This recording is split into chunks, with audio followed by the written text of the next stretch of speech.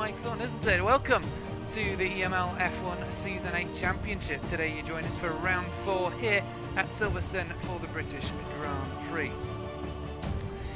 The 33.33333333 reoccurring percent race of the season takes us 70 miles northwest of London and only a few steps outside of Aston Martin's Formula 1 headquarters. Takes us, of course, to Silverstone. This 3.6 mile long circuit was designed and created by James Wilson Brown in 1948 around the outer perimeter road of a former RAF airfield. Little did he know that this would become the first circuit to ever host a Formula 1 race in 1950 and become one of the most well-known races in all of racing history. Overtaking opportunities around this circuit include Turn 3 into Village, Turn 6 into Brooklands, Turn 9 into Copse if you are Max Verstappen, Turn 15 into Stowe, and Turn 16 into the final club section. And in terms of how easy it is to overtake here, fairly easy. Plenty of space to the sides and a high couple speed straights. Said that in a very weird way, didn't I? Only 2 DRS zones to speak of though, which makes it very interesting to hear the fact that it is listed as one of the fastest racetracks on the F1 calendar. So, quick little look over our standings after a very interesting and very high-paced Chinese Grand Prix last week. Evolution Racing on top with 72 points with a good run from Ollie, who finally scored the first podium for the team despite a slow pit stop and despite their other driver, Plains, spinning out from the P3 position. If it weren't for that, they might have scored another podium finish.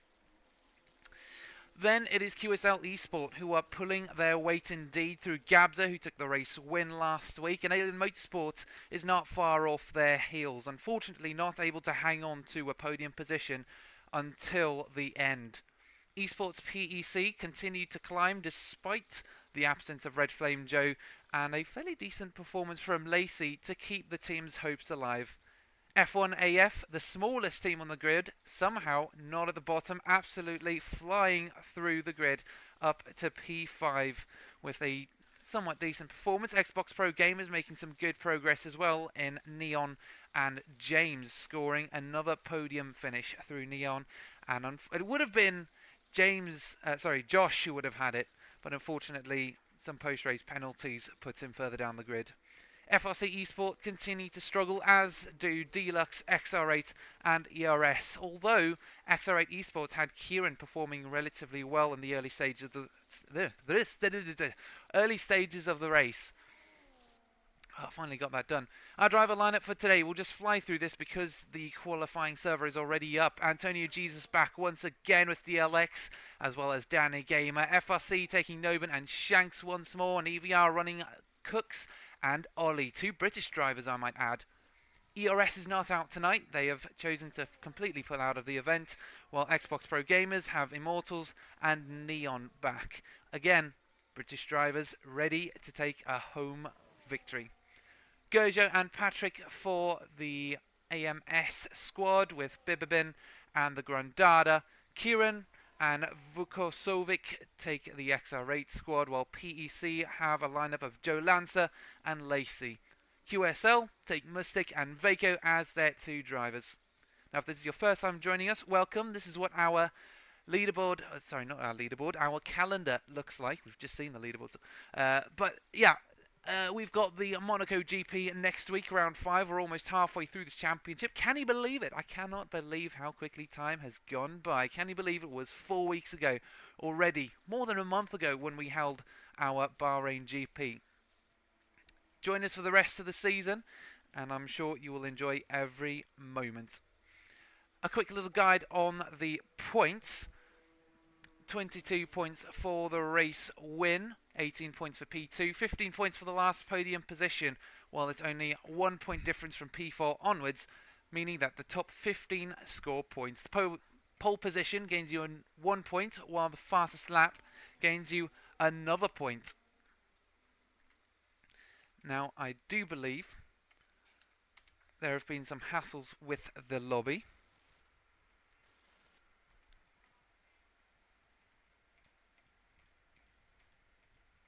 So we will be back in just a moment. Although to be fair, we're only in like the intro, so to be fair, there's nothing to come back from. But this would be an appropriate time to pull out a massive list of track info that I've been kind of grinding out for the past month. Not gonna lie, because we had 2 attempts at running a endurance race here in the GT3 category, and unfortunately neither happened. So I'm stuck with a load of research that's just ready to jump out, including corner names.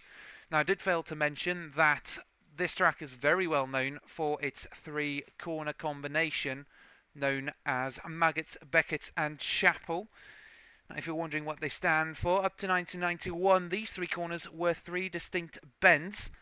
However, the first corner is named after Maggot Moor, which is a little copse close to the track, while the last 2 are named after the medieval chapel of St. Thomas a Becket, which may sound familiar if you're into your history, and if you are not, he was a murdered Archbishop of Canterbury. I've actually been to the Canterbury Cathedral, and we saw his grave there, which was really interesting. Was it the place of his murder? I can't remember. It was one of the 2. It was historically significant when it came to those 2.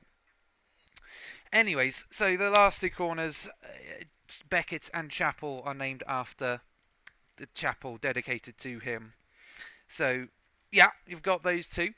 And then the following corners is, of course, the Hangar Straight, which was appropriately named after the 2 largest hangars, the 2 largest aircraft hangars that were here before the track was built.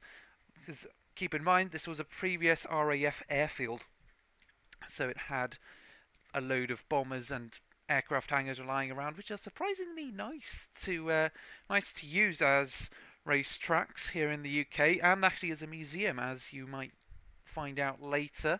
There is actually a museum just around the corner of, I believe it's Brooklands. Let me confirm that. Sorry, I'm kind of running out ahead of myself with my notes. Yeah, so there is a museum which was converted from a World War II hangar not far from Duffield. Sorry, it's the next corner on from Brooklands, turn 7, that long right-hander. So, anyways, you've got the Hangar Straight, then into Stowe, which is named after a school, which I've never heard before. I've never heard a corner named after a school before. And then Vale, which has 2 potential meanings. First one is a different way to say valley. If you're Scottish, you could just say a valley, or that's one different way to say it. I don't think I've ever heard Scotsmen say Vale. It's a valley, maybe. I don't know. Or it could be a racetrack located in the district of Aylesbury Vale. One of those 2, take your pick. Final little section, Club, where of course we saw Hamilton make a double overtake, a famous overtake on Carlos Sainz and Sergio Perez while they were fighting for some positions. It was named after the Royal Automobile Club clubhouse in Pall Mall, located in London. Again, all of this info is kind of just nice to have. You do with it what you will. For some people, it might enter one ear and head out the other very shortly. That's fine. It's up to you. Now we're back around at the start line, though, and we'll then head into Abbey, turn 1, which is named after the Duffield Abbey, an 11th century civil parish, which actually they found the remains right near that corner. It was initially founded in 1133 and then suppressed by King Henry VI in 1493. I'm assuming, again, with all the Catholic/Protestant stuff that was going on. I'm not too hot on my history nowadays, but these track guides and tracks are rapidly getting me back on track. So we'll do some research into that for next week. I'll keep you guys up to date. Then Farm is the next corner, turn 2, that fast left-hander before you hit the chicane. and it is named after, drum roll, a farm. Wow. Very inventive, isn't it? It passed right past a farm, and it was called, therefore, farm. So, easy stuff, easy to understand. You kind of get the idea of how it all works. Also, apologies if I haven't been too on top of things with chat. I've kind of been a bit all over the place with everything that's been going on, even with the lobbies and stuff like that. But yeah, welcome iJules, Devon Plays, welcome Chowski, giving support for QSL with a heart, STB Racing League. Yeah, we're trying to get things underway. They're trying to get it moving. Unfortunately, sometimes it is just a bit of a tricky one. Okay, on with our little track guide, a little track talk, I guess you could call it, and I've lost my notes. How did that happen? Here we go, sorry. So, just past the very imaginative name of Farm Curve into a... Actually, while I'm doing this, I should get you guys this thing going, because then you can kind of see what I'm talking about all the time. So, it's then into a village, turn 3, which is named after the Silverstone village, just a few kilometres north from the actual circuit, with 2,000 residents at the last 2019 census. And it was one of the new 2010 track redevelopment corners. So when the track was redeveloped, they introduced that corner. Next is the loop, which is the corner that comes after, and it is named only after its shape, surprisingly. Then into Aintree, the left-hander before you hit the Wellington Straight. It is named after the famous place used for hosting horse races, and I'm still irked by the fact that they call those tracks race tracks. Like whenever I hear, oh yeah, we're heading over to watch the races, they're not talking about motor races. They're not talking about Formula One. They're talking about horses, which I mean, is I guess it's the OG racing, but in the modern times, we've got to stick with the modern terms, Anyway, moving on, we then have the Wellington Straight, which is named after the bombers that used to be stored there. Brooklands, which was named after the first venue, or the number 1 venue to go for racing in pre-war motor racing. Luffield was named after the Abbey. And then into Copse, which was inspired by the two little cops, or would you call it copses? Copses. Almost want to say corpses, not quite, that are located near the circuit. But while we finish our little track talk, we can head down to the track to start our qualifying session. Excellent. Let's get these graphics enabled. Telemetry. Nope, wrong one. Track map and lap data. Boom. So, 17 car grid. As far as I know, we have had some switch arounds with the drivers. One driver that is catching my eye is going to be Knight down on P17. We've seen in action previously, but yeah, he's replacing one of the other drivers that would have turned up tonight, who would be racing for his first time. We've got Lacey back from last week. The Grand Dada continues to represent the F1 Academy France team. Again, very difficult, very, very difficult. If this is your first time, just know I find it very difficult not to say that last team name without a French accent, the second half of the team name. Because the first two, Formula One Academy, like that's the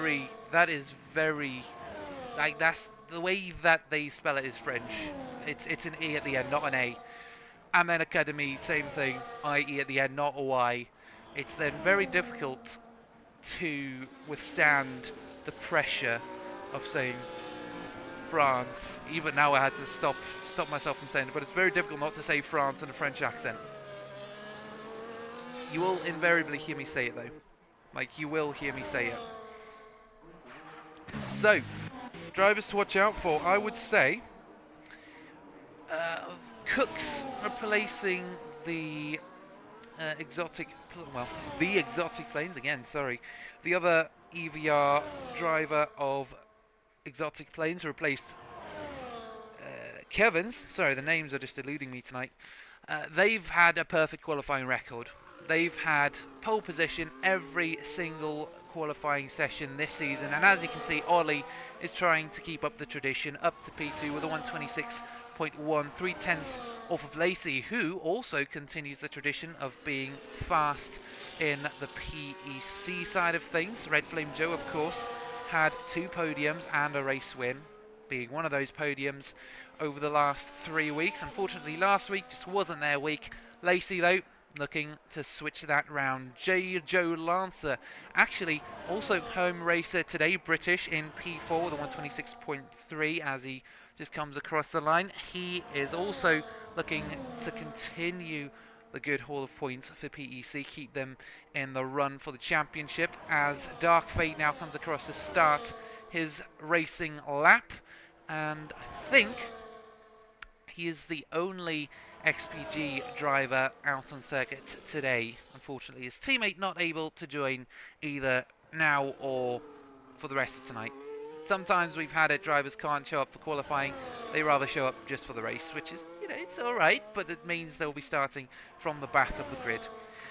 QSL, I'm loving the support for the QSL guys. Papa Ouz, QSL La Bambon. Yeah. Awesome. I'm loving the support. Keep it going. And they love your support as well. Whenever they hear anyone shouting for them, it really is very special for them all. So give them your love. Also, if you're supporting any other teams, don't be shy. Come on, give them your support as well. Show them that you want to see them perform too. I know EVR, of course, they are at the top, yes, but they've been struggling to secure a podium. Last week, they got their first podium. So, yeah, it was finally time for them. Now, what will make this race special? What is going to be kind of the big thing for this race? What makes this race special? Well, it is going to be potentially the 3rd race where QSL score a podium. So it'll be a podium hat trick for them if they can continue their pace. And Lacey and Lancer, they are showing potential. Dark Fate comes across the line. Unfortunately, last from the drivers that cross the line, pretty much. But I want to keep an eye on Cooks now, see whether he can do anything for the EVR team. Of course, they've also been doing quite well. They only scored their first podium last week, so I'm sure they will be pushing to replicate that, potentially even take their first race win of the season. They've been pushing hard for it. They've had 2 cars up in the podium positions multiple times during the race, but always there is one driver who spins out. That is pretty much a tradition with the McLaren-based team. They always have one driver that spins out, which is really unfortunate. It always sucks to see them, but the irony is always really funny. For some reason, it's just why? Why do they always spin out? So hopefully this time round on home soil, they know it well enough not to mess it up. Cooks has taken the faster sector too, though. So this could be him continuing the tradition of a McLaren on the front row of the grid. Ollie is making them proud in doing so, P2 at the moment. But where will Cooks come out as he comes across Club and the final corner? Can he continue it? Yes, he puts himself on the front grid and demotes Ollie to P2. Now they just need to work on Lacey. Speaking of Ollie, he is now on his out lap, heading through the famous section called Maggots, Beckett's and Chapel, which you heard earlier was named after a Kiops and, or actually a moor. It's actually specified as a moor. Sorry, not a Cops. And then a couple other things.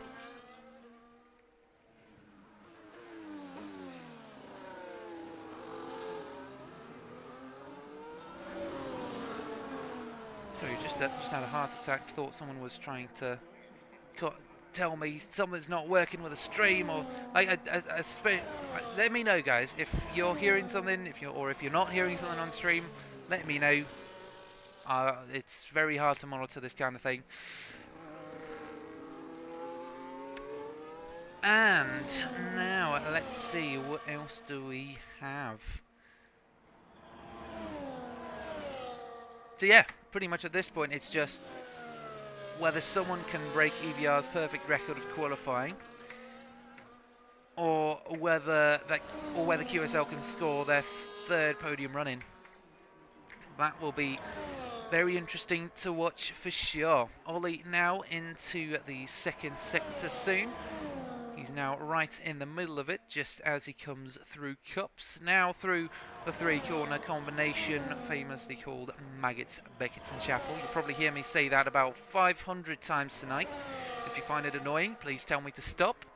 I do not know when to stop. Bako in the Haas manages to take P3, as well as Jelmer for AMS into the top 5. There's some movement going on with everyone doing their laps. Ollie will need to put in a decent lap time if he wants to keep his position, but I'm not sure he'll do it as he comes across, and unfortunately just shy of his best time. Mustik going to be the next driver to set a lap time as far as I know for sure, because of course some drivers might be on an in lap, some drivers might be on an out lap, etc, etc. We're getting support for Vaco, yes, the QSL driver doing his team proud. We're watching the other QSL driver busy warming up his tyres, ready to set a fast lap. Antonio Jesus for DLX up into P6, decent running from the Red Bull based team. Unfortunately, Danny Gamer still needs to up his game though. Half a second off the Grandada for F1AF. I'll keep it there so I resist the temptation of going all French.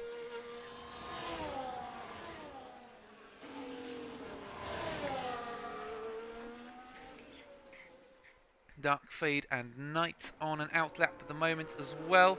Same for Lacey and Cooks though. I'll be interested to see Cooks and Lacey go head to head for pole position, because there is only 7 minutes of quali left, and of course things heat up towards the end of the race always. Now if you're wondering what the format is, you're just kind of like, whoa, chucked into qualifying and there's corner names being thrown out and new quali server and you've got no idea what's going on, don't worry, I've got you. It's a short qualifying format, i.e. 17 to 18 minutes, followed by half race length, which is just lap based. Yes, it's not time based. No F1 league uses time based. It's only the weird GT3 guys. And I say that I am one of those guys. Mystique across the line with a 10th faster lap time into the final sector. Can he improve and get closer to his teammate up in P3? Can he put that Haas within the top 10? Let's see how it goes. Chowski's roaring him on round the final corner, and it looks like he has got a better time. No, he's lost 2/10 in that final sector, so that is unfortunately his session or his run over. And if you're wondering what the strategy here is, again, don't worry, I got you. It's basically just putting in enough fuel for 3 laps. 1 out lap, 1 flying lap, and then 1 in lap. This means that drivers can go full send on their flying lap, and that's what Cooks is trying. He's going full send through the loop and entry. Too much full send though means you're losing traction on the rears, and that can cost you, as it has for Cooks. He's already lost 3/10 in the first sector. If he manages to improve his time, he's going to need to improve by 4/10 over the course of the final 2 sectors. It's going to be tricky.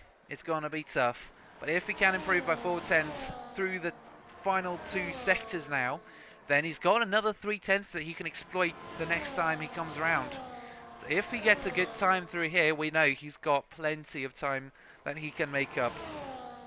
Lacey, in the meantime, will just be looking to continue improving on the previous lap time, and Lacey's actually only 2 or 3 corners behind as Cooks comes across the second sector timing line into the final few corners, into Stowe, now down Vale and into Club, turns 16, 17 and 18, and I'm only seeing QSL guys in the lobby, and Cooks abandons his best lap attempt. However, one driver who will not be abandoning that attempt is Lacey for PEC. The kick Sauber now roaring through the final 2 corners. The final corner lies ahead. The fast right-hander across the line and improves by 2 hundredths. Every hundredth counts around here. You might think, oh, it's not too bad, it's not so much.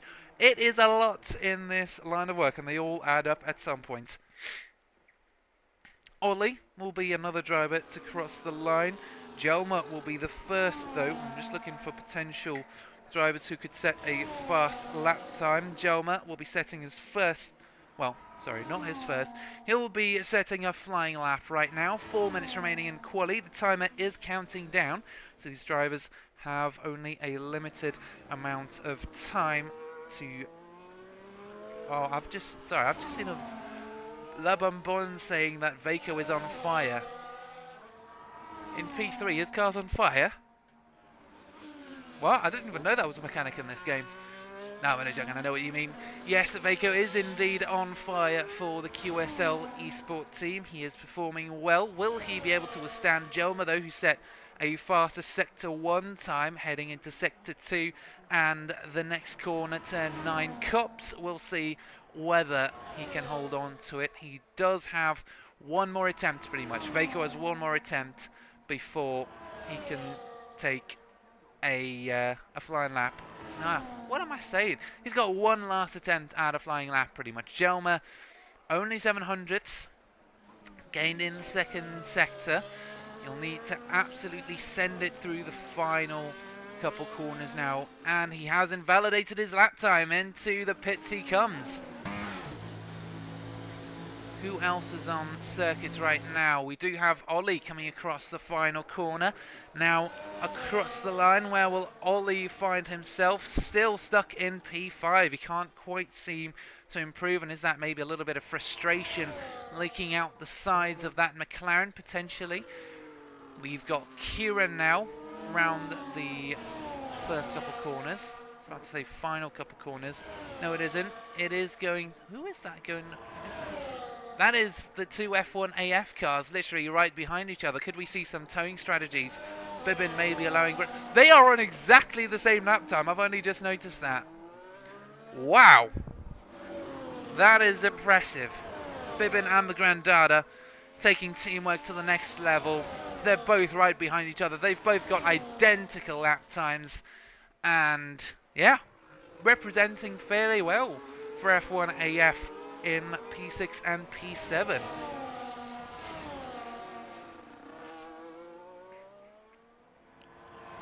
For the final flying lap, we'll probably go on board with one of the top drivers, the Grandada, unfortunately having to essentially back out of his fastest lap attempt. We'll not likely see a fast lap time from him. Bibbin also to the inside. Allows the QSL driver through. Sorry, for a second I was like, what if collisions aren't enabled for this lap and they end up having this massive smash out of Woodkids? And I'm like, nope, at least not. Knight will be looking to set a lap time as well. The Alpines are struggling slightly this evening, or shall I say, yeah, sorry, for a second I thought there was only one Alpine attending tonight. No, there are two. Knight will be setting the lap first. I'm just trying to see who will come across the line first. We've got a Haas currently on an out lap. We do have the two F1 AF teams. We've got Antonio Jesus making his way through Stowe right now. And it is unfortunately the end of qualifying for Antonio Jesus. Now, drivers need to be careful because now qualifying ends, and if they can't get across the line to do their flying lap, it could be the end of quali for them. We do have J. Joe Lancer coming across the line as well. Unfortunately not able to improve. That's the end of quali for him. P4 is the best he can do. And one of the Mercedes cars is making his way around the track now. So it's not a Mercedes car, it is the Grandada. Is it the Grandada? No. No, it's someone else. Someone else just came across. Ollie, P5 is locked in for him. Cooks will be looking to improve on his time as he heads into the final couple corners. His sector 2 was good. Can he make sector 3 better? Kieran takes P2 out of the blue, and Cooks takes pole position for EVR. Continues that streak. What can Lacey do in P2? She's still got a long way to go before they get there. Vaco now onto the final straight. Can he do anything for QSL? How about Bibbin and the Grandada? They're on their out laps. It is going to be Bibbin, the only driver who has a valid lap between the two of them. Not else much can be done, and Vaco unfortunately invalidates his lap time as well. That is going to be the end for him. Pretty much Lacey seems to be the only contender here. Can Lacey break the perfect qualifying record from EVR through the final 3 or 4 corners? Now down Vale. He's only got 3 more corners, and into the pits they go. And that, ladies and gents, is another EVR right at the top of the grid in qualifying. Wow. And then we suddenly had Kieran come out of nowhere. He just took P2. Cooks took P1. And Lacey, P2. Yeah, wow. Very, very interesting qualifying session indeed.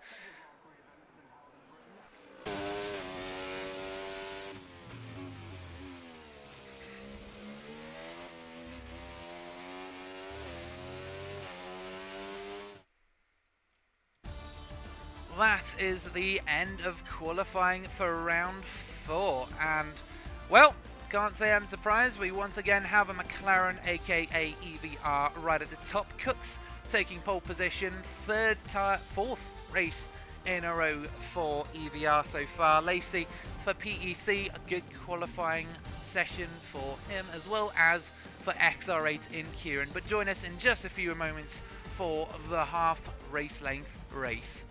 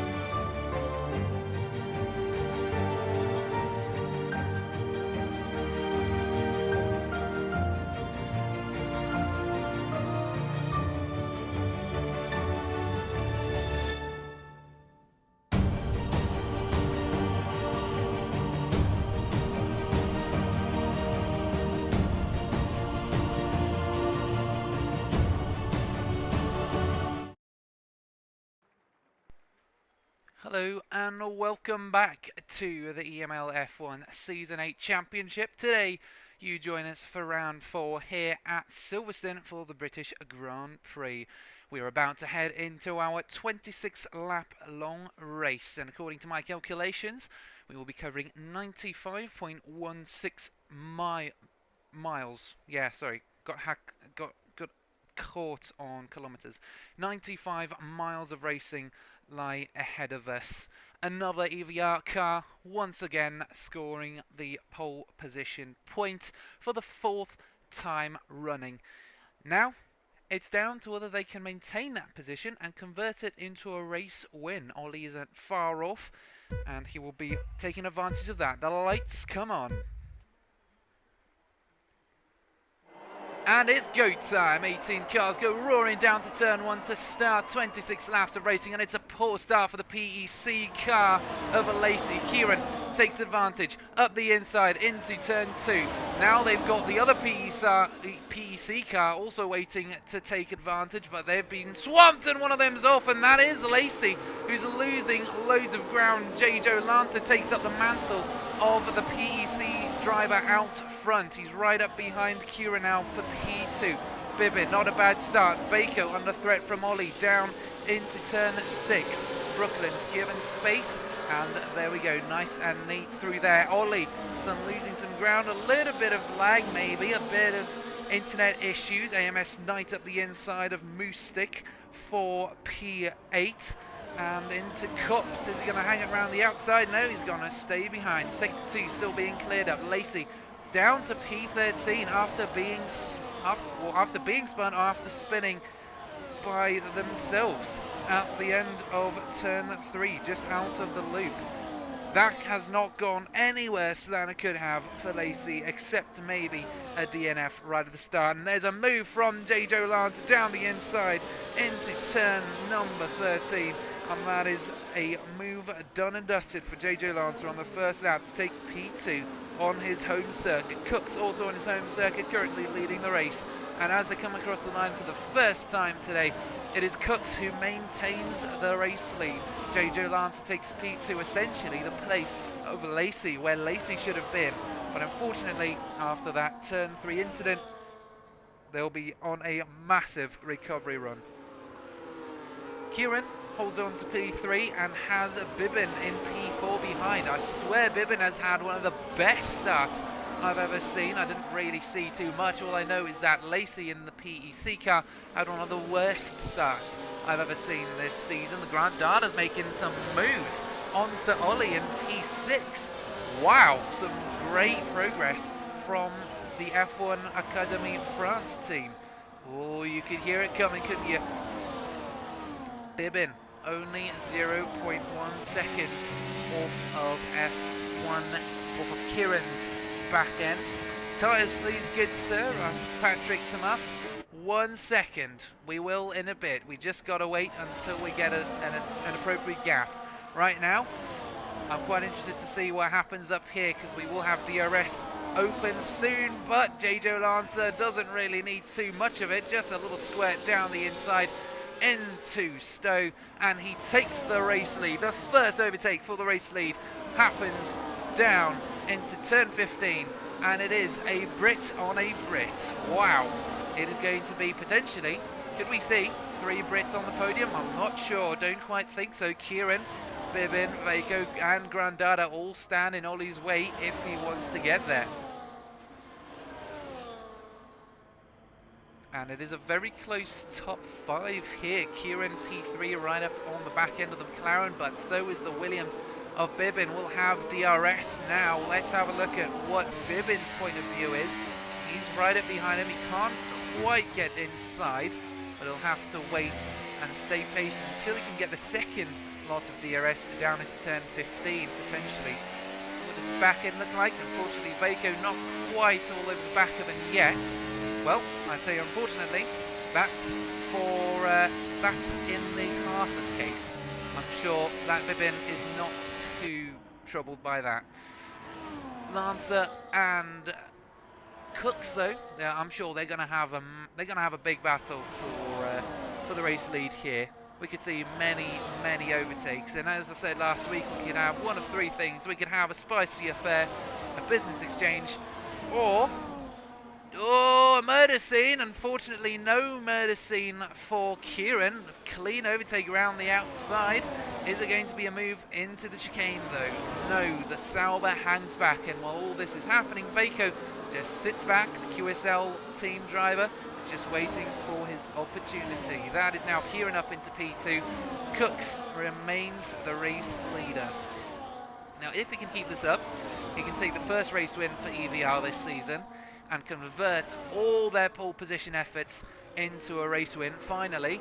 Meanwhile, though, Grandada and Ollie once again back at it. Two British constructors absolutely mauling it out for P6. Meanwhile, he's got Moostic all over the back of him. QSL already working. P8 trying to make some progress. Unfortunately, not able to. And where has Ollie gone?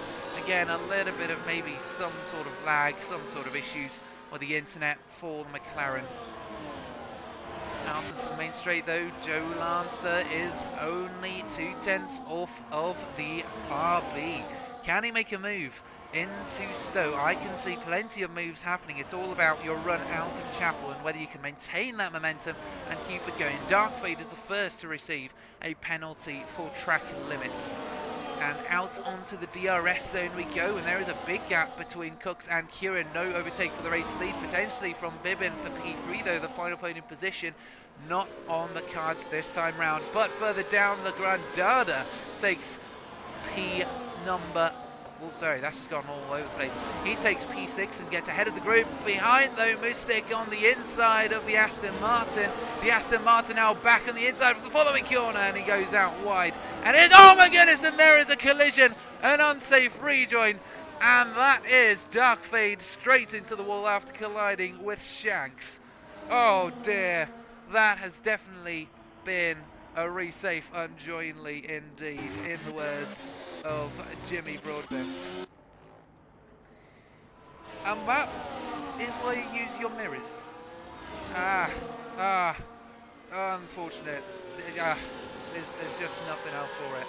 There's no other way to say it. That is just plain, it's also just shoddy rejoining. It is, unfortunately, it is just what it is. Unfortunately, if you're not willing to watch where you're going, you're going to end up crashing into some people. And one driver who is watching the car behind is Kieran.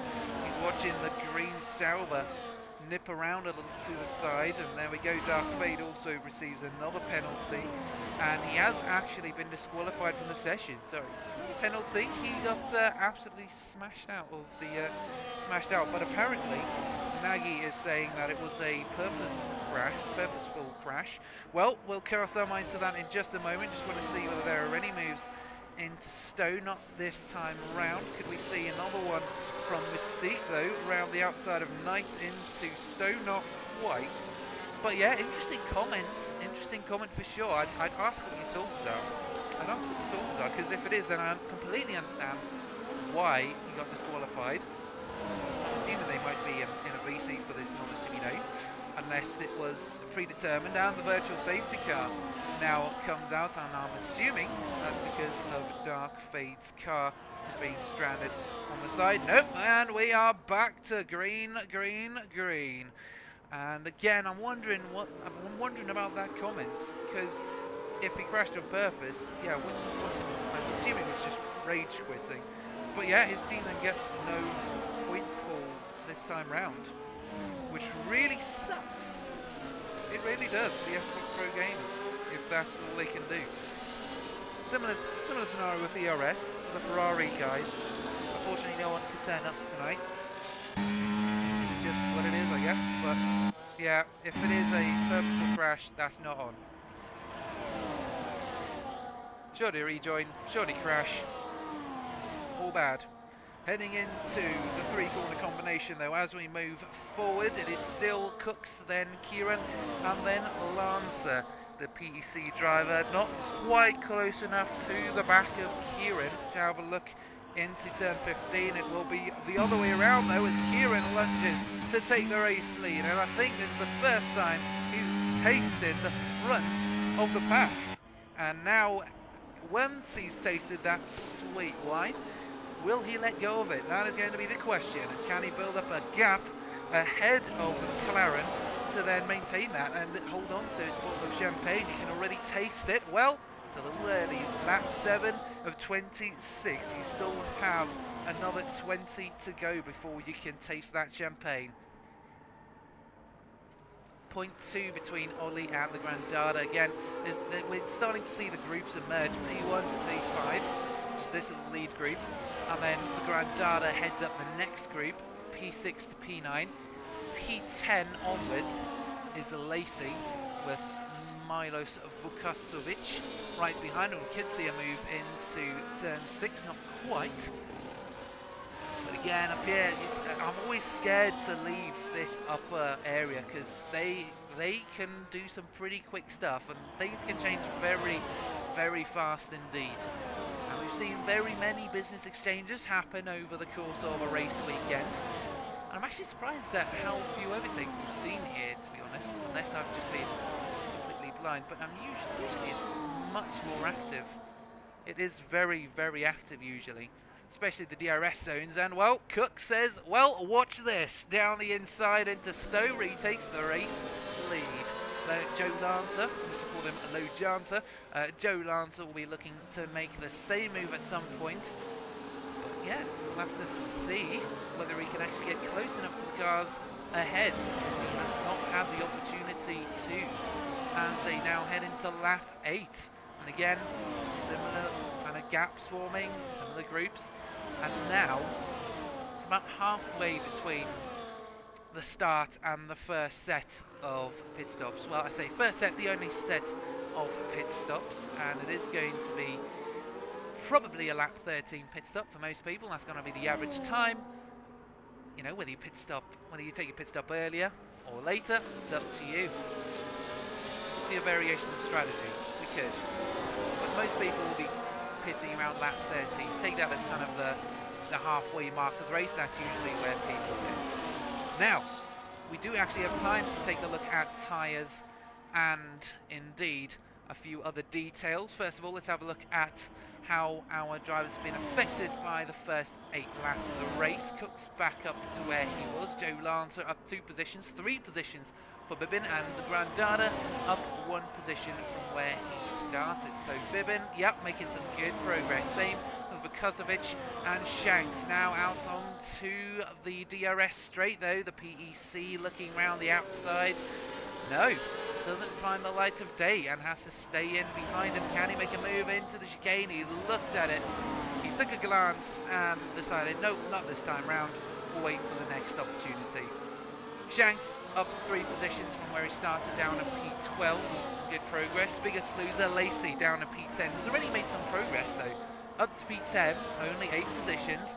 It is a long way to go up to P2 though. It is a long way, and whether that's going to be possible or not, I don't know, we'll have to see. Antonio Jesus got caught up in some sort of incident down at P14. The 2 Red Bulls of the DLX squad down in P14 and P15. Not a great day for them, unfortunately. Having a look at the tyres, we do have a mix. We have a mix of mediums and softs. So the softs will likely come in first. So that will be Lance, Bibbin, Vako, the Grandada, Mustik and Vukasovic. And then we'll see what the mediums do. They'll probably hang it out to about midway, maybe even longer, because they've got the tyre life for it. Again, it all depends on stuff like tyre wear. Noben, the one driver on hard, but he did already take his pit stop, so he's going to have a long time on those white tyres. But now we head out onto the straight once more. DRS in full swing. Kieran goes slightly defensive on the PEC behind. Still covers him off. P5 still intact for Vako, still just trying to work on it, trying to stay patient. At this point, I think Vako was on softs, so if he wants to make progress, the progress needs to happen now, so that when the pit stops roll around, he's made his progress. Later on, he won't necessarily have the advantage of the softer tyre compound. That's going to be on the medium tyre compound drivers at the moment, if they can make a softer tyre compound last, or if they can make these current mediums last for longer, maybe go for an overcut. But of course, that is not going to be the ideal strategy. Ideal strategy is usually just either pit halfway through or take the undercut. That is if you're racing someone. If you're not racing someone, then it's not really kind of, yeah, there's not really too much of a point to it. Yet another lap halfway completed. We do have Danny Gamer and Nobin way down on the final corner, just to give you an idea of where they are right now. It is a long way away.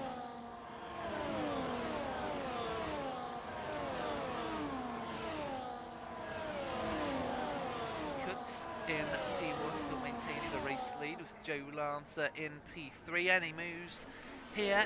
No, Bibbin did look a bit wobbly there, did look like he wanted to make a move. And while all of this has been happening, oh, and I think we see our first car into the pits. That's Vaco. Is that Vaco? No, that's Knight. Knight for AMS. No, that is Vaco, sorry. Yeah, my mistake. Things get a bit funny. So, Vaco, first driver to pit. Where will he come out? That is going to be the question. He's been in P5 pretty much the entire race so far, and you can see, yes, this is probably the time when our pit stops will start. Around lap 11 to around lap 15, kind of that 2-lap gap either side of lap 13, the halfway mark for the race. And at the moment, everyone's kind of settled in, everyone's in their rhythm. Cooks maintaining a decent pace out front. Kieran not far behind. Lancer and Bibbin also threatening to come past should the slightest mistake be made and take the mantle of either a podium position or the race lead. But yeah, all the pressure is on Cooks. He's got Kieran right behind him, breathing down his neck. And there's that little niggling thought in the back of my mind saying, what if Cooks spins out again? Same thing we've seen for the last 3 weeks. If he can keep his car on the track, great. You know, could be a second podium finish for these guys. If not, he'll be taking a 4th spin consecutively. Now, while these top 4 drivers have been fighting, and there we go, there's Bibbins going off into the pits, as these, well, now I should say top 3 drivers have been fighting, the drivers behind, I shouldn't even say fighting to be honest, they've just been racing. They've just been doing their own thing, but while they were doing their thing, the drivers behind in P6 to P9 closed the gap to just within a second, and then they started fighting again. So that DRS window is 1 second, and for those wondering if it's your first time watching, probably not though, but if it's your first time watching, DRS stands for drag reduction system, and it's that little flap on the back wing of the cars that you can see right now on the green and blue car of XR8 and PEC. That little slot opens, you get a little extra speed through the entirety of the straight, just reduces drag reduction system, fairly self-explanatory, and that gives drivers an advantage, and the only time you can use that is when you are within a second of the car in front, hence why we talk about that 1 second window. Now, as you can see, P3 to P4 is 1.7 seconds, so Ollie won't have the DRS. But if we go back just 1 car, Lancer, you can see the rear wing on Kieran's car open because it's within a second of the car ahead. And it's the same for Lancer, which is within a second of Kieran. A little wider line for 2 drivers ahead. And Lancer now dives into the pits right on cue. Lap 13. The pit stops have well and truly begun as our race leaders are still out. Ollie also still sticking out with Knight right behind.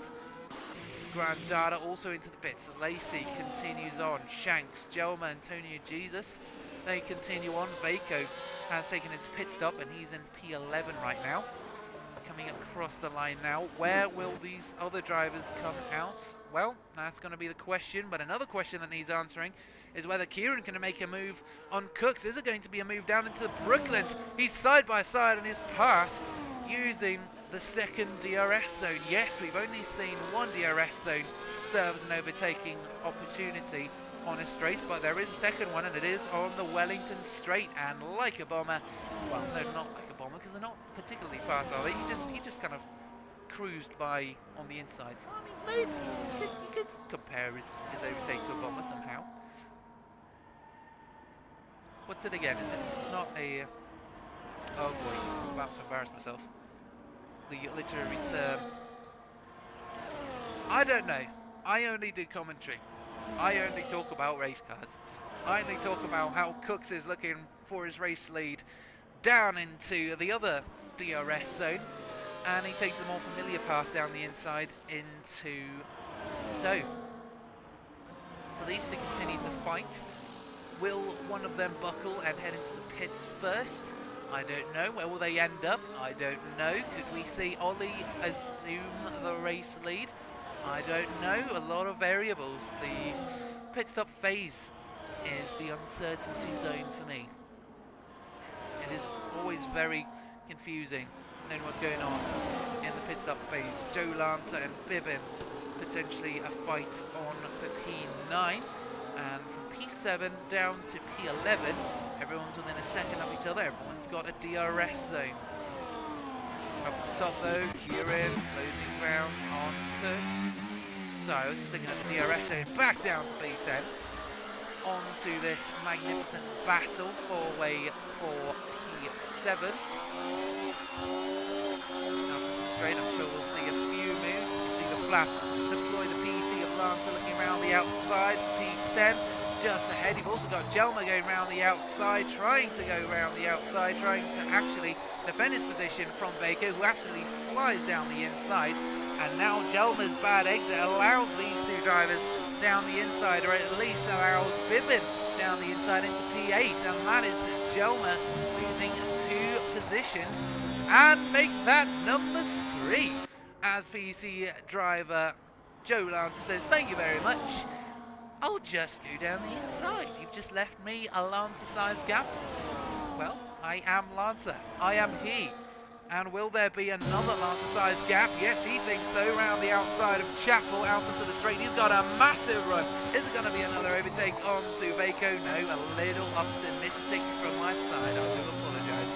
Ollie and Knight now driving to the pits as Kieran continues in the race lead. I assume he made the overtake into the second DRS zone, into Stowe turn 15, which you've heard many times today, more times than Maggots, Beckett and Chapel, actually, which is very surprising. Although not, if you think about it, since it's the most popular overtaking opportunity on the track. We haven't really seen too many overtakes into other zones, only from Wellington straight to Brooklands. It is still close though. It is really close. Now these two still need to pit. Lancer and Vaco having a scrap for P5 further down. It's a good exit for PEC from P6. Is it going to be a run? Not quite, but I know Kieran is at the mercy of Cooks once more for the race lead, and it is a straight up business exchange once more, and both of them dive into the pits. I love the synchronization between those two, the symmetry, and they both head into the pits. Let's see, where does Lacey come out? Lacey also into the pits, right in behind the race leaders. Shanks will pick up the P1 position for now and go straight into the pits. Joe Lancer, will he head in? No, I think he might be the one driver that doesn't need to come into the pits. Where do these guys come out though? Cooks and Nag still in the same order. Here come the other cars around the couple starting corners. There's a PEC, and there we go. They have lost some positions coming out behind traffic. The question is how much traffic, and it is side by side between Kieran and the Grand Dard, and he just about manages to maintain that position. P5 still for Kieran, P4 for Cooks. Bibbin takes P3, Vaco up to P2, and Lancer takes the race lead. In the background though, Knight makes a move down the inside on the Grand Darda, absolutely bombs him, and the Grand Darda is so shell-shocked that Ollie sneaks in round the inside through Woodcote, turn 8, and there we go. It's the move done and dusted for the McLaren. Up at the top though, Vaco is right on the heels of Lancer. Vaco looking to take the 3rd podium of the season in a row for QSL, looking for that hat-trick, and indeed he is on fire. Is he going to set fire to the back end of PEC? No, he is on fire though. All sorts of things happening. Lancer having to take evasive action a little bit from Vaco, still maintains the race lead. Sorry, I was trying to get up. I was trying to work out some wordplay in my head, and then everything happened. Everything went down. Cooks is right back up on Bibbin now for P3, the final podium position, as Ollie comes across the line to take the fastest lap of the race. That's worth 1 point, something to keep in mind as we head into the final half of the race. Lap 17 of 26. We do only have 10 laps to go, and we only have 5 laps to go before we get the 5-lap announcement. So I will keep you guys up to date on what lap it is and where we're going.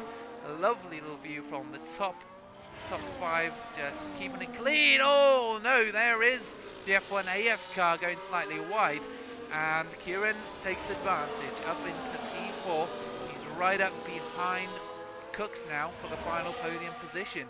Knight looking for another position further down though into Cox. We've seen how this can turn out, but it is a clean overtake, and Bibbin is unfortunately just dropping and dropping and dropping down the grid. Ollie now right up behind, also looking to do the same thing as they head through Maggots, Beckett and Chapel.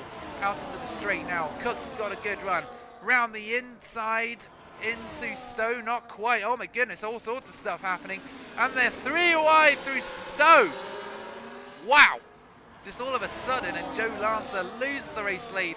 It is Vaco who takes the race lead at this point in time. P1 for QSL, PEC demoted to P2, and EVR in P3. They managed to retake a podium position from Kieran a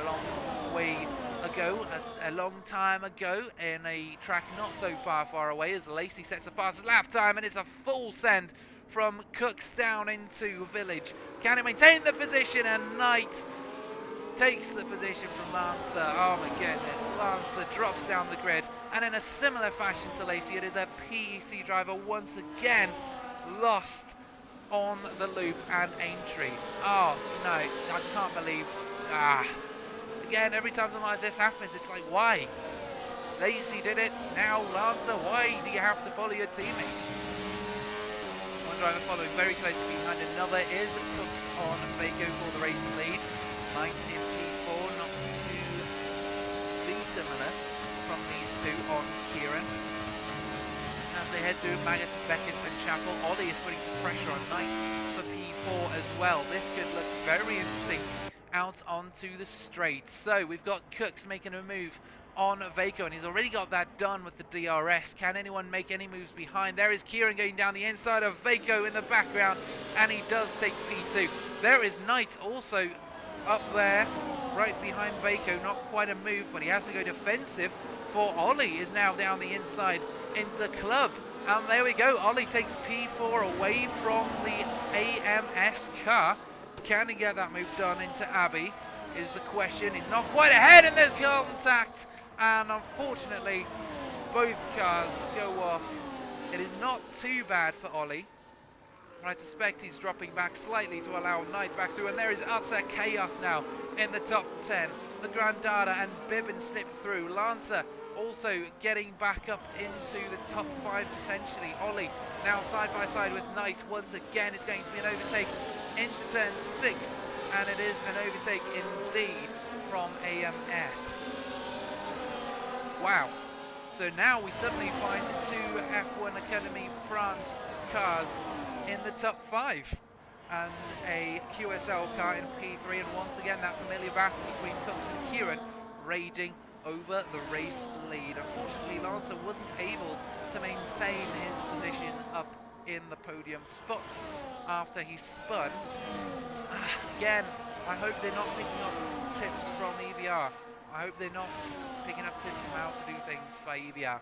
but now all of this has allowed small gaps to emerge between each driver. The DRS locally closes gaps for each driver and then bring the racing closer. But as it stands, it's about a second between Vaco and Kieran.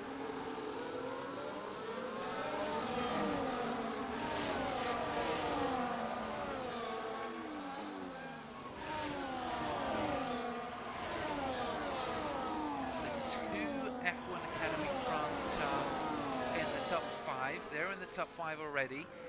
This could be a great haul of points. This could be a fantastic haul of points for these guys. Pretty much almost what I'm assuming the McLaren-based team could do. Well, let's see. Bibbins down the inside looking for his first podium of the season, second podium for the team, and he's got that move done. The Grandada will be looking to do a similar maneuver and get 2 cars up into the top 4 and then slowly work their way up into the podium positions. Is that on the cards? Well, if Bibbin's not careful, he won't, because he is 2 seconds behind Kieran and Cooks. He needs that 1 second window for the DRS to work. Right now, he just needs to focus on getting that gap closed again, but he's got a QSL all over the back of him. This could interfere out of the main straight. Vaco is only 0.2 seconds off of the F1 AF car. Can he get past? No. Well, it's 3 wide into Stowe potentially, and now Bibbin is at the mercy of 3, 4 more cars as everyone comes piling past, and the Grandada takes P3, Vaco P4, and Knight takes P5. Bibbin drops 3 positions on 1 corner. Oh my goodness, and there is the Grandada off into the gravel, and he's something, just a bit of oversteer, corrected it, and he's suddenly into the yellow stuff. Oh, again, mistakes, such basic mistakes can cause such chaos, and the Grandada drops now to P8 as Vaco takes P3, Knight P4, and Bibbin P5. So there is still hope for a final podium position as Knight now makes the move and takes P3 away from the Haas. Noven awarded a 3-second time penalty for track limits, and the gap between Kieran and Knight has grown to more than 2.5 seconds. It's now almost up to 3 seconds. Every time something happens down here, that gap is going to keep growing. That gap is just going to keep getting bigger and bigger, and the chance at a race win slips further and further away from Vaco for QSL and for Knight, actually, who's now at the helm of this little group of drivers. But it is Kieran with a chance into Stowe, 0.2 seconds. Not quite there. Bibbin and Vaco, though, side by side into turn 15. Good space given between them. The F1 Academy France driver makes his way past, and PEC looking for another move into the chicane, but can't quite get alongside far enough to make a viable effort. But down the inside, though, a little switcheroo, and Joe Lancer takes P5. There's opportunity at a podium position, not quite lost yet.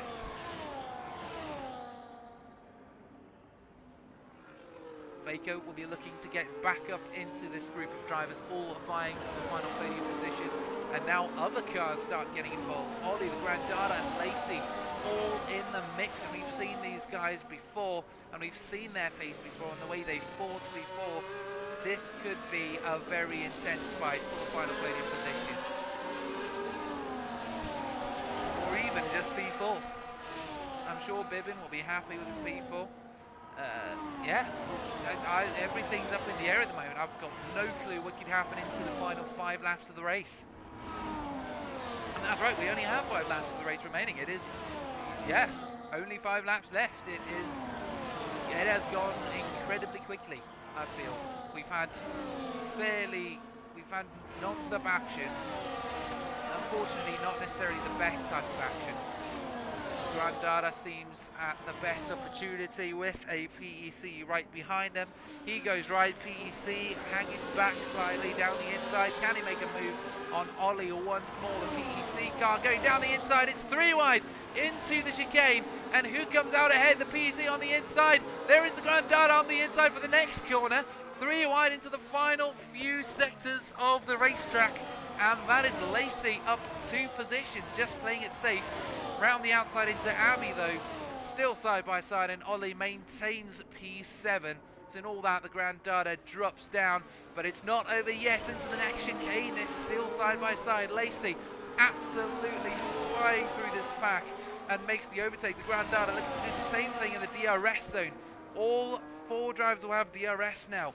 How will this look into turn 6? It will actually look like a neat line. So Lacey up to P7 after all that. Ollie down to P9 as the Grand Data then just maintains P8. Some great racing action there. And while all this happens, Knight unfortunately still can't close the gap to Kieran. It's 3 seconds. Further up ahead though, Lancer looking for P4 on Bibbin. He's making good progress. He's making a good recovery run tonight. Can he make a move into Stowe is the question everyone's asking. Well, he's close enough for it, looking for the outside. But no, he doesn't actually get the run in him. He doesn't actually get enough speed to make the overtake. So Lancer still down on P5 with a P3 position still at stake. Stick now fighting for P9 and P10. I'm interested to see what Kieran and Cooks are doing up at the top with only 3 laps to go. This bite, well, I was about to say bite. No, it's either a fight or a battle, not a bite or a fattle. It is a battle or a fight for P1 going on between Kieran and Cooks, potentially into turn 6. He does have DRS. Will he make a move? No, he won't. He'll be waiting for the next opportunity. But he is right up on the rear end of that McLaren. Further down to 3 seconds between Bibbin, Lancer and Vaco. Knight is also just ahead of the F1AF car of Bibbin. And Ryan Olt saying, I can't believe Kieran is potentially about to win this race. Yeah, potentially. Potentially is the big word here. Potentially is the key words here. With 3 seconds out of Chapel. And is he close enough for a move? He's got the DRS. Can't quite get close enough. And he will have to wait yet another lap unless he can make a lunge. But in the background, Bibbin made the move. A Knight for the final podium position, and an F1 Academy France car is once more into the podium positions. Knight not far behind. He's looking for his first podium of the season, looking to also bring a second podium for the AMS squad. Joe Lancer also not too far off, also looking for yet another podium. 3rd podium for this team though. His first of the season, 3rd for the team. Again, everything's on the line here. Cooks in the race lead, Kieran P2. Could be that fight going on. There's this fight between for Bibbin, Knight and Joe Lancer. Vaco, there we go, the PEC down the inside, and it is too early for Knight to contradict. Down into turn 6, side by side. He can still hang on though. Yes, he can hang on. Indeed, he does. Still P4 for Knight, and they stay the same order. Vaco right up behind this group as well. Again, in a very similar scenario, just waiting for an opportunity, waiting for that little gap to go down the inside. Kieran, still about the same gap to Cooks, so I'm assuming nothing happening into Stowe. We could see some stuff happening to Stowe between these 4 though. And there you can see Cooks and Kieran in the foreground as they head into the final lap of the race. PEC car around the outside into Stowe. Can he make it stick? No, he can't quite hold on. Can't quite hold on. He's down the inside though for the next corner. Yes, he held on by the very tips of his fingertips. He's managed to hold on to that position. And he's now in P4. Could this be P3 for Lancer? Could this be a good recovery run for the PEC car? Well, we'll have to wait and see what happens, because it is now a final race. Final lap of the race. You can tell I'm too excited already. It's the final lap of the race as Bibbin in P3 fends off the PEC of Lancer into the first DRS zone of the circuit. Kieran and Cooks viciously fighting for P1, the race win at stake here for both drivers. Could this be the first time that EVR convert a pole position into a race win. Is this going to be Kieran's first race win of the season? Could this be the one podium, the one race win that he has finally, just out of the blue, managed to snatch out of thin air? Well, all those questions might be answered into Stowe, although he might not want to wait until then as they head through Beckett, Maggot and Chapel. And that is not the order that they come in. Out onto the straight, those 0.2 seconds between them. This is Kieran's opportunity, round the outside, and he is alongside before they even get to the braking zone. And that is a move for Kieran. He takes the race lead potentially for the final time this evening, and Cooks can do nothing. Tries going round the outside into the chicane. He's not far enough alongside to be warranted racing room. He will try to force his way through, but he cannot. And round the final corner, Kieran wins the British Grand Prix. Further back behind, Lancer managed to get the move done on Bibbin and also take a podium position for PEC, while Lacey in P6 does not disappoint the team. And Bibbin, unfortunately, P4 will be all he can settle for today, with Vaco in P5. Wow. Well, what a race of mistakes, I'm not going to lie. We saw plenty of things happen that could have been prevented but weren't prevented. But at the end of the day, we still had some absolutely incredible racing. Ryan Alt, yes indeed, this is the day you saw Kieran win a race in the EML F1 Season 8 Championship. And who knows, this could be the start of many, many more. He's broken the... Well, it's a new team, first of all, in the podium positions. New team to join the winners club, so to speak. Cooks takes second podium of the season for EVR, so they did manage to convert a good starting position. And PEC, wow, managing to stay up there in the podium positions.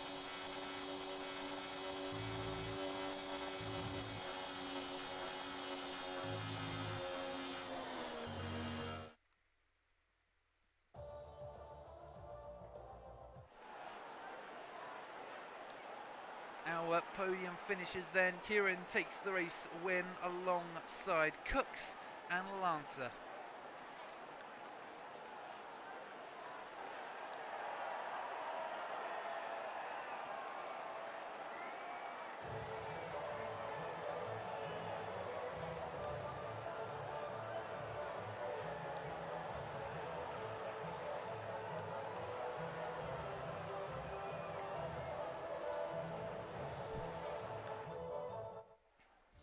And that then concludes our fourth race of the season. Kieran taking a well-deserved race win after a stellar qualifying, and unfortunately EVR still unable to convert a pole position into a race win. A podium though, still not too bad. Lancer continues the podium performance of PEC with a P3 finish, as Bibbin and Vaco round out your top 5. But that is the end of round 4 today here, ladies and gents. Join us next week, same time, for the 5th race of the season over in Monaco. We'll see you then. Good night.